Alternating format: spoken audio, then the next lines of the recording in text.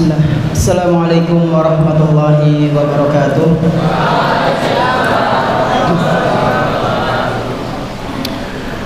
Alhamdulillahirabbil alamin. Wassalatu wassalamu ala nabiyyina Muhammadin wa ala alihi wa ashabihi wa man tabi'ahum bi ihsanin ila yaumiddin. Alhamdulillah, segala puji bagi Allah Subhanahu wa taala, di mana Dia telah memberikan kepada kita semuanya nikmat yang begitu banyak. Dan di antara kenikmatan-kenikmatan yang telah Allah Subhanahu wa taala berikan kepada kita, yaitu berupa nikmat iman, nikmat Islam, nikmat sehat, dan nikmat kita bisa kembali menghadiri majelis ta'lim, mengkaji kitab-kitab ulama, yang mana dengan itu semua kita berharap bisa menjadi bekal kita kelak ketika berjumpa dengan Allah Subhanahu wa taala. Allahumma amin. Salawat beserta salam semoga senantiasa tercurah limpahkan kepada Nabi kita yang tercinta, Nabi Muhammad sallallahu alaihi wasallam, beserta para keluarganya, para sahabatnya, dan umatnya yang senantiasa mengikuti sunnah-sunnah beliau hingga hari akhir nanti. Ikhwan sekalian yang semoga senantiasa dimuliakan oleh Allah Subhanahu wa taala. Sebelum memulai kajian, ada sedikit pemberitahuan dari anak, bahwasanya insya Allah mulai malam ini dan malam besoknya lagi, minggu depannya lagi, kita akan mengkaji kitab yang berbeda. Jadi Sabtu sekarang insya Allah kita akan mengkaji kitab Hilyah Thalibil Ilmi, ya, Hilyah, kitab Hilyah. Minggu depan kitab Ahaditsul Akhlaq. Minggu depannya lagi Ustaz, Hilyah lagi. Minggu depannya Ahaditsul Akhlaq. Depannya lagi libur, iya kan? Insya Allah. Padahal wingi berprai ya, prai maning, masya Allah. Alhamdulillah. Jadi seling. Kita akan coba membahas kitab Hilyah.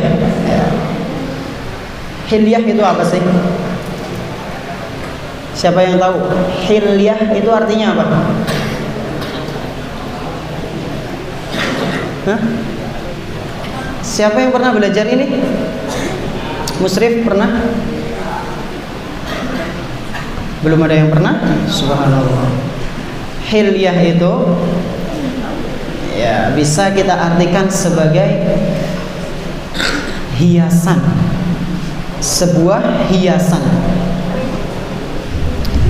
Jadi kitab ini kalau kita terjemahkan, hiasan yang sudah seharusnya dimiliki oleh seorang penuntut ilmu. Hiasan yang sudah seharusnya dimiliki oleh seorang penuntut ilmu. Dan kitab ini aslinya itu sangat tipis, lebih tipis dari ini, sekitar 100 halaman atau kurang ya, tergantung cetakannya. Sangat tipis sekali. Loh Ustadz, tapi kok kitab yang diantum itu tebel Ustadz? Itu beda atau gimana? Kalau yang di anak ini beserta syarahnya. Syarah itu ya, penjelasan. Jadi kitab aslinya itu sangat tipis sekali.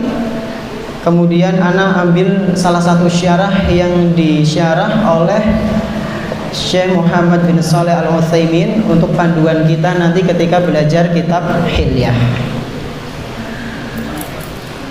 Nah Ustadz, berarti kitab Hilyah ini penulisnya Syekh Muhammad bin Shalih Al-Utsaimin Ustadz? Jawabannya adalah bukan. Lah terus Syekh Muhammad bin Shalih Al-Utsaimin ini siapa Ustadz? Beliau yang mensyarah. Jadi ada sebuah buku judulnya Hilyah Thalibil Ilmi, kemudian disyarah, dijelaskan oleh Syekh Utsaimin. Dan terus berarti penulisnya siapa Ustaz? Siapa yang tahu? Penulis kitab Hilyah. Boro-boro Ustaz belajar belum tahu, Ustaz belajar kitabnya belum tahu apa nih penulisnya. Siapa tahu ada yang tahu. Siapa kira-kira? Nama penulisnya adalah Usman. Hah? Zaid Bakar Abu Said Syekh Bakar bin. Masya Allah. Iya benar. Cuma ada yang kurang. Siapa yang melengkapi? Hadiah Paroan. Syekh Bakar bin titik-titik Abu Zaid nembe. Syekh Bakar, baca searching gue ya. Sajad, betul. Masya Allah, Syekh Bakar bin Abdullah Abu Zaid rahimahullahu ta'ala. Beliau sudah meninggal tahun 2008 kemarin. Semoga Allah merahmati. Jadi namanya adalah Bakar bin Abdullah Abu Zaid. Insya Allah nanti atau besok ya, Sajad dan Usman. Nah, kasih hadiah. Nah, di antara bentuk adab ikhwan, sebelum kita mengkaji kitab ulama, di antara adabnya adalah kita membaca biografi penulis kitab tersebut. Jadi kalau misalnya kita ingin membahas sebuah kitab, maka di antara adab yang harus kita lakukan adalah seminimal mungkin tahu siapa penulisnya. Seminimal mungkin apa? Tahu siapa penulisnya, biografinya, jalan hidupnya.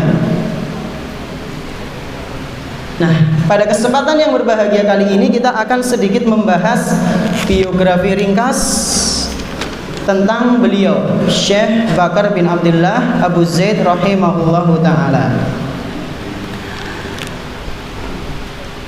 Nama beliau kita akan membahas sekurang-kurangnya ada sekitar 6 atau 7 poin ya. Poin yang pertama adalah nama beliau. Nama beliau adalah Bakar bin Abdullah. Ini nama yang muktabar ya, yang diterima ya. Maksudnya yang masyhur, yang sudah terkenal. Bakar bin Abdullah Abu Zaid. Kalau pengen lengkapnya, catat ini ya, siapa tahu jadi pertanyaan 2 minggu kemudian. Bakar bin Abdullah bin Muhammad, Bakar bin Abdullah bin Muhammad bin Abu Zaid bin Abu Bakar bin Usman bin Yahya bin Ghihab bin Muhammad. Insya Allah nasabnya terjaga ya kan? Nasabnya terjaga. Kemarin di sini paling panjang siapa? Yasir ya. Mana Yasir? Sakit. Kemarin sampai buyutnya. Kalau ini sampai apa ini namanya? Ana ulang. Bakar bin Abdullah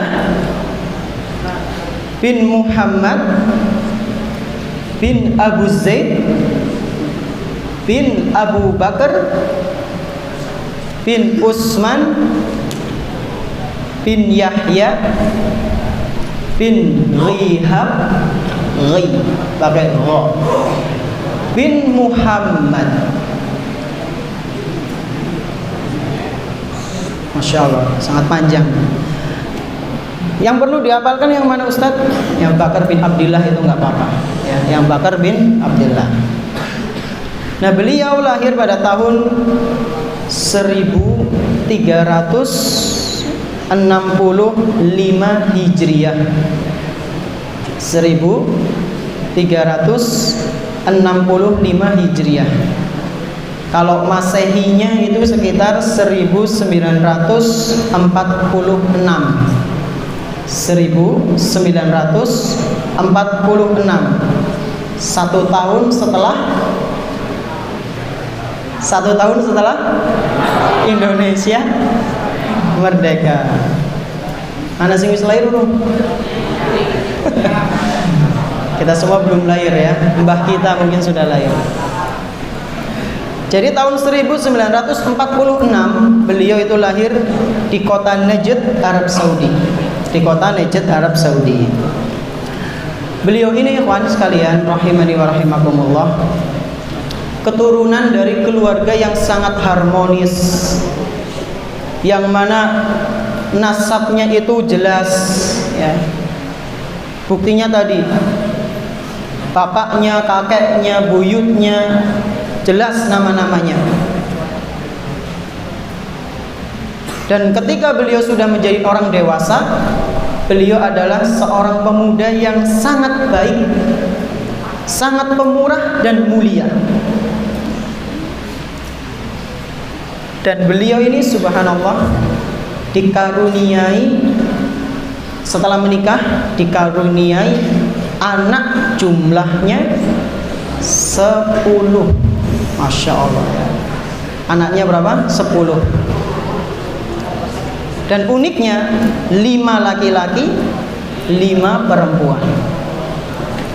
Jadi anaknya ada 10, 5 laki-laki, 5 perempuan. Istrinya berapa Ustadz? Wallahu alam. Anak cari biografinya. Ini anak dapatkan dari berbagai macam sumber. Itu susah, sangat susah ya. Dan biasanya anak carinya tuh di terjemah bahasa Arab ya. Terjemah tuh Syekh Bakar bin Abdullah. Kalau Indonesia itu kadang kurang lengkap ya. Adapun istri-istrinya nggak disebutkan, walau alam, anak kurang tahu. Siapa tahu ada di antara antum yang tahu, silahkan kasih tahu ke ana ya. Dan anaknya yang pertama namanya adalah Abdullah, dan inilah yang dijadikan sebagai kunyah ya. Jadi Abu Abdullah Bakar bin Abdullah. Ini yang pertama. Nama beliau adalah Bakar bin Abdullah. Poin yang kedua, riwayat pendidikan. Riwayat pendidikan. Karena beliau ini adalah seorang ulama ya, yang lahir di zaman kontemporer, maka beliau menempuh pendidikannya secara formal. Tapi ada juga ilmu yang beliau dapatkan secara non formal. Formal itu ya TK, SD, SMP, SMA, resmi. Kuliah S1, S2, S3. Tapi ada juga berbagai macam ilmu yang beliau pelajari di luar belajar formalnya ini. Beliau pertama belajar dari TK. Setelah TK lanjut SD. Karena biasanya kan ada orang yang nggak TK dulu, langsung kemana ikhwan? SD. Kalau beliau TK dulu, kemudian SD. SD 2 tahun di Najd. Kemudian setelah itu pindah ke Riyadh dan menyelesaikan di situ. Setelah SD kemana Ustaz? Ke pondok. Ke pondok pesantren. Jadi jenjang SMP dan SMA-nya itu di lingkungan pondok kayak antum. Masya Allah. Semoga aja antum keluar dari sini jadi seorang ulama ya. Amin. Dan menjadi, kalau misalnya nggak jadi seorang ulama, ya jadi orang yang bermanfaat dengan ilmunya. Amin. Setelah selesai dari pondok, jenjang MTS, MA, beliau melanjutkan kuliah S1 jurusan syariah. Dan beliau lulus menjadi mahasiswa terbaik di kampus itu. Predikatnya terbaik di S1. Setelah S1 ngambil S1 kuliah, ngambil S2, mengambil jurusan kehakiman, peradilan atau kehakiman di tahun 1399 Hijriah. Setelah S2 lanjut lagi S3. Kalau antum nanti pengen S berapa ya, Pak? S buah apa S teler? S teh? Ini S3. Jurusannya sama, yaitu masalah kehakiman di tahun 1402 Hijriah. Ini yang kedua, riwayat pendidikan. Jadi beliau mempelajari yang formal itu lengkap, TK, SD, SMP, SMA, kuliah sampai S3. Masya Allah. Karena sebagian orang kan ada yang belajar cuma sampai SD, sampai SMP toh, sampai SMA toh. Berarti orang sinau maning, kerja langsung. Ya nggak apa-apa, yang penting bermanfaat. Ini yang kedua. Lalu yang ketiga, poin yang kita bahas mengenai guru-guru beliau, ya, mengenai guru-guru beliau. Sebagaimana yang Anda sampaikan tadi, selain belajar di sekolah yang formal, yang resmi, beliau juga belajar mengunjungi majelis-majelis ulama. Diceritakan ada yang mana masyayikhnya itu ada yang dari India, ada yang dari Afrika, ada yang dari Madinah, Mekah.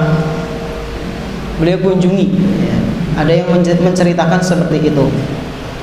Nah, guru beliau itu sangat banyak. Di antaranya siapa Ustadz? Di antaranya Syekh Saleh bin Abdillah bin Mutlaq. Syekh Saleh bin Abdillah bin Mutlaq. Dari Syekh Saleh bin Abdillah ini beliau belajar ilmu fikih dan sastra. Jadi beliau ini terkenal senang bahasa. Beliau itu sangat mencintai bahasa. Saking cintanya dengan bahasa, kalau beliau nulis itu ada beberapa kalimat yang mengandung sastra yang tinggi. Sampai-sampai Syekh Utsaimin mengakui di kitab ini, beliau mengatakan di mukadimah, saya harus melihat ke kamus untuk memahami ucapannya Syekh Bakar. Bayangkan sekelas Syekh Utsaimin rahimahullah ta'ala harus merujuk ke kamus. Apa maning? Dewek. Ya. Apa maning? Dewek. Makanya kita harus pakai panduan, karena kitab Hilyah itu bahasanya lumayan tinggi, dan itu diakui oleh Syekh Utsaimin dalam mukadimahnya. Beliau mengatakan, inna kalamahu fi ghalibi kutubihi yadullu ala tadallu'ihi fil lughatil arabiyyah.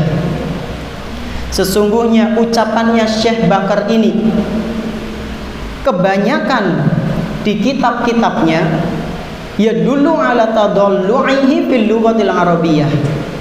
Kalau mau kita lihat kitab-kitabnya beliau ini menunjukkan beliau tadallu', pakar fil lughatil arabiyyah, pakar dalam masalah bahasa Arab. Wa lihadza ya'ti ahyanan bi alfadhin tahtaju ila muraja'ati qawamisi al-lughati. Oleh karena itu, terkadang ada beberapa lafaz yang perlu kita kembali ke kamus. Jadi lafaz Arab diterjemahkan dengan Arab. Syekh Utsaimin mengakui ada beberapa lafaz yang sulit untuk dimengerti, sehingga harus kembali ke kamus. Walladzi yadharu annahu la yatakallafu dzalika li'anna al-kalama salisun wa mustaqimun. Akan tetapi kata Syekh Utsaimin, aku tidak memandang beliau itu memperberatkan takalluf, ya. Sengaja bikin takaluf itu memperberatkan diri, sengaja pakai bahasa yang tinggi supaya kelihatan keren, itu enggak. Atau pakai bahasa yang tinggi supaya orang-orang yang memahami itu hanya segelintir saja, enggak. Kata Syekh Utsaimin, aku tidak melihat bahwasanya bahasa yang digunakan oleh Syekh Bakar itu takalluf, enggak. Li'anal kalam salisun mustaqimun wa mustaqimun. Aku melihat kata-kata yang digunakan oleh Syekh Bakar itu mengalir begitu saja. Ya, menurut beliau mengalir. Kalau menurut kita ya macet kayaknya ya. Oleh karena itu kita butuh dengan syarahnya Syekh Utsaimin rahimahullah. Ini guru yang pertama tadi. Siapa? Shalih bin Abdillah. Guru yang kedua, seorang ulama yang masyhur, antum sering mendengar. Bahkan ulama ini namanya dijadikan nama pondok. Siapa? Syekh bin Baz rahimahullahu taala. Jadi Syekh bin Baz itu gurunya ini, Syekh Bakar. Syekh Bakar ini belajar ke Syekh bin Baz pelajaran apa, Ustaz? Ya. Beliau belajar masalah fikih. Masalah fikih. Kemudian yang ketiga yaitu beliau belajar ke Syekh Muhammad Al-Amin Asy-Syinkiti. Dan ini yang paling lama. Beliau belajar ke Syekh Muhammad Al-Amin Asy-Syinkiti selama 10 tahun. Apa yang dipelajari Ustaz? Belajar ilmu tafsir dan bahasa. Lagi-lagi bahasa. Belajar ilmu tafsir dan bahasa kepada Syekh Amin Asy-Syinkiti rahimahullah ta'ala di Masjid Nabawi. Antum belajar tafsir berapa tahun? Ada yang 3 tahun, ada yang 6 tahun. Apa yang sudah antum dapatkan dari ilmu tafsir yang guru antum ajarkan ke antum? Banyak Ustaz, alhamdulillah ya. Tapi sayangnya kadang kita belajar di sekolah formal itu pisah-pisah ya. Tiba-tiba ke bahas juz ini, nanti sudah itu pindah lagi juznya Pak. Itulah bedanya dengan non formal. Kalau non formal seperti ini nih kajian runut ya, runut membahas kitab. Kemudian yang keempat, gurunya yaitu Syekh Hamad Al-Ansori ya, Syekh Hamad Al-Ansori rahimahumullahu jami'an. Inilah guru-guru beliau. Dan Syekh Hamad ini Syekh Hamad adalah salah satu guru beliau yang memuji Syekh Bakar supaya dijadikan sebagai suri tauladan, contoh bagi murid-murid yang lain.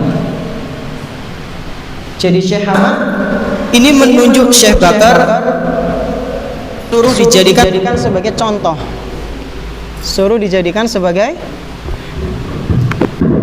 contoh. Ini kenapa ini? Masuk.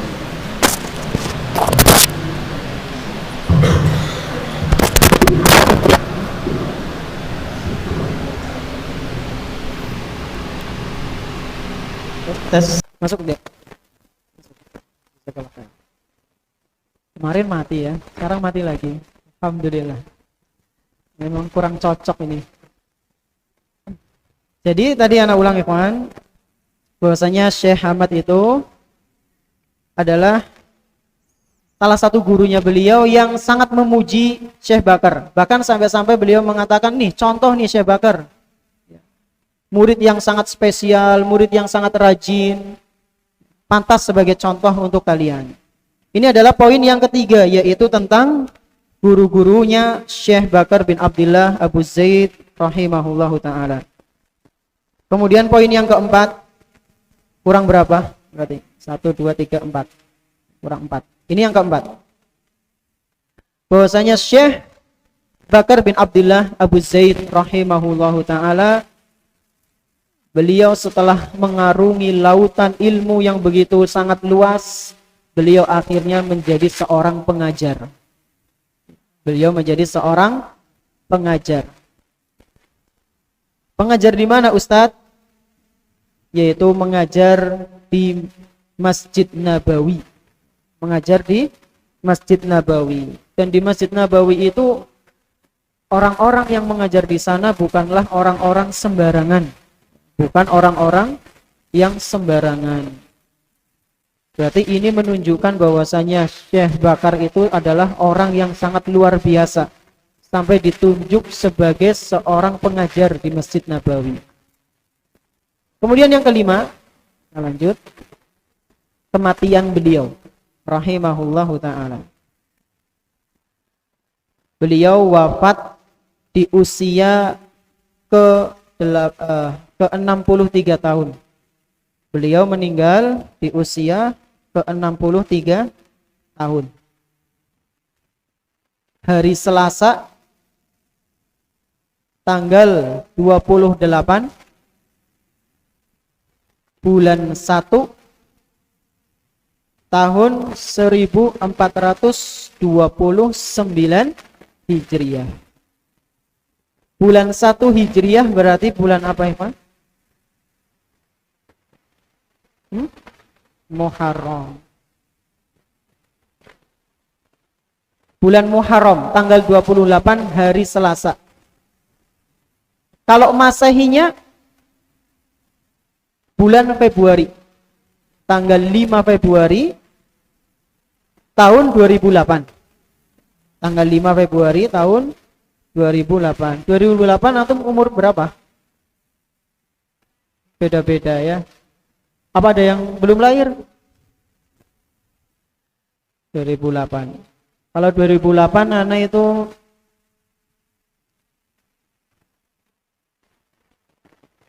kelas SD. Kelas 5 atau 6 ya. 5 atau 6 itu. Jadi cilik ya. Tahun 2008 beliau meninggal dunia di kota Riyadh, Arab Saudi. Dan beliau disolatkan, beliau meninggal waktu sore. Kemudian beliau disolatkan di sebuah masjid yang dibangun oleh beliau, dan masjid itu berada di samping rumahnya beliau. Dan antum tahu nggak yang menyolati beliau berapa orang? Diceritakan sekitar 20.000 orang. 20.000 orang, subhanallah. Kowe ngitungnya kepriwe Ustaz? Kowe ngitungnya kepriwe? Sekarang gampang. Biasanya kalau orang mau bikin masjid itu perkiraan jamaah menampung berapa orang, itu kan sudah dikira-kira. Jadi mungkin yang dihitung itu yang di dalam masjid dan selebihnya di pelataran masjid. Kalau misalnya di dalam masjid bisa menampung 1.000 orang lebih, kemudian yang di depan berkali lipatnya, ya mungkin ada 20 ribuan ini. Atau mungkin yang ngitung ini ada yang menjumlahnya dengan orang-orang yang di luar Arab, karena ada yang menceritakan, ada yang melakukan sholat goib, saking sayangnya sama Syekh. Yang di Mesir, yang di Afrika, murid-murid beliau yang dari jauh pada menyolatkan Syekh. Tapi kalau di sini kita lihat di riwayat ini ada sekitar 20.000 orang datang untuk menyolati beliau, benar-benar datang. Masya Allah. Ya, terdiri dari para tokoh, masyayikh, dan sahabat serta murid-murid beliau. Ini yang kelima tentang kematian beliau rahimahullahu ta'ala. Beliau tadi meninggal tahun berapa? Umur berapa ya kawan? 63.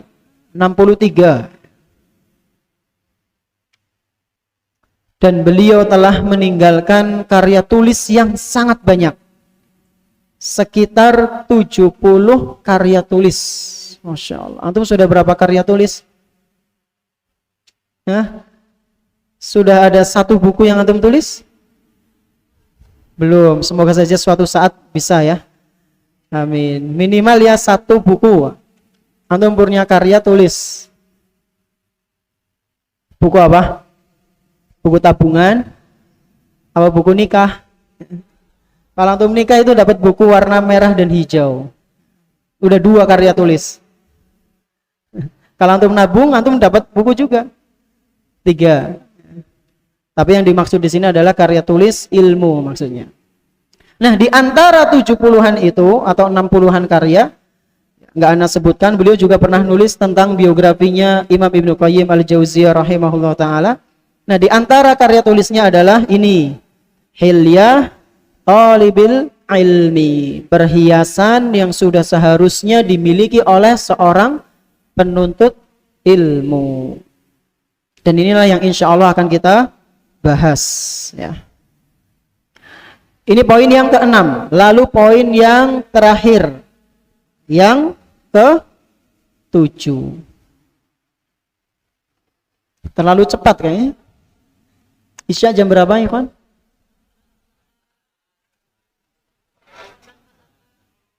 10 menit lagi, insyaallah. Poin yang ke-7 yaitu mengenai seputar kitab Hilyah ini. Mengenai seputar kitab Hilyah. Sebenarnya ini pembahasannya nanti akan kita bahas di mukodimah, ya berarti di pertemuan yang akan datang. Tapi ini sedikit ana sedikit bawakan tentang mengenai kitab Hilyah Thalabul Ilmi ini. Bahwasanya kitab ini ditulis oleh Syekh Bakar pada tahun 1408 Hijriah. 1408 Hijriah. Tadi beliau lahir 1365 Hijriah. Kira-kira umur berapa nulis kitab ini? Lahir tahun 1365. Nulisnya tahun 1408. Siapa sing pinter matematika?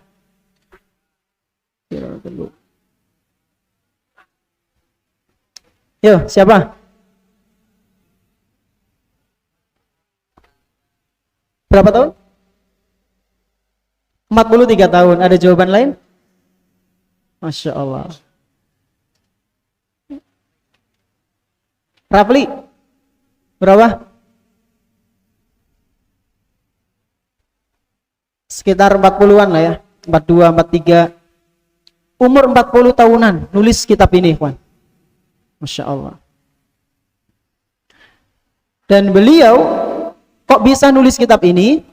Di antaranya sebab beliau menulis kitab ini adalah karena terinspirasi dengan kajian-kajian ulama yang membahas tentang adab.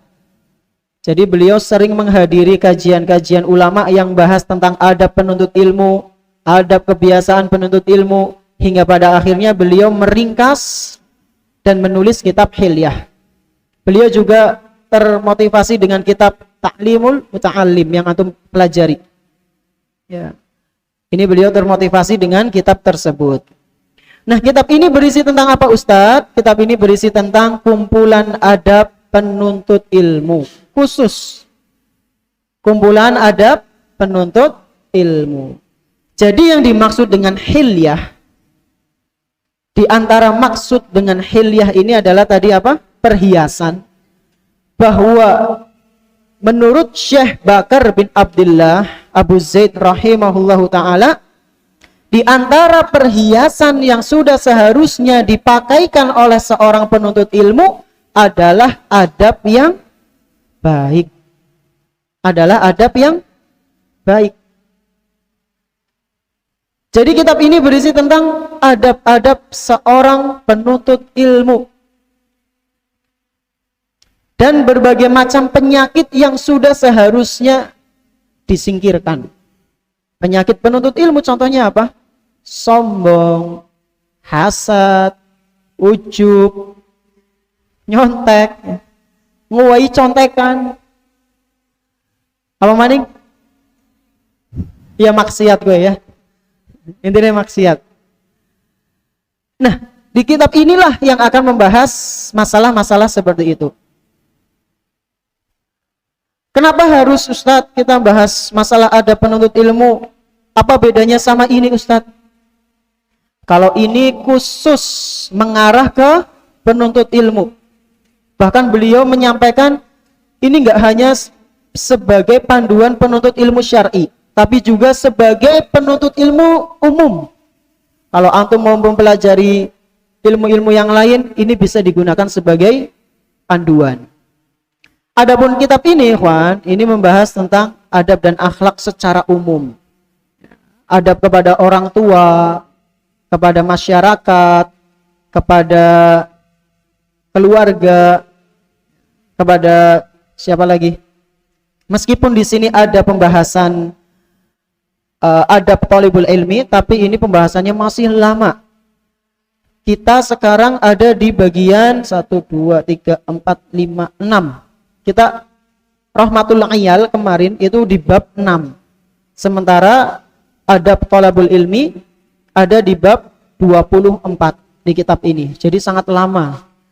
Jadi anak harap dengan mempercepat pakai kitab ini semoga bisa memperbaiki keadaan kita.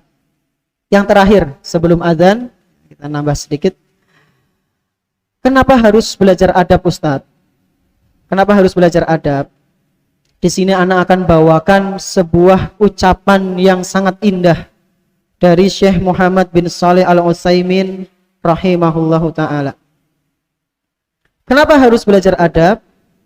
Li'anna talibal ilmi, karena sesungguhnya penuntut ilmu itu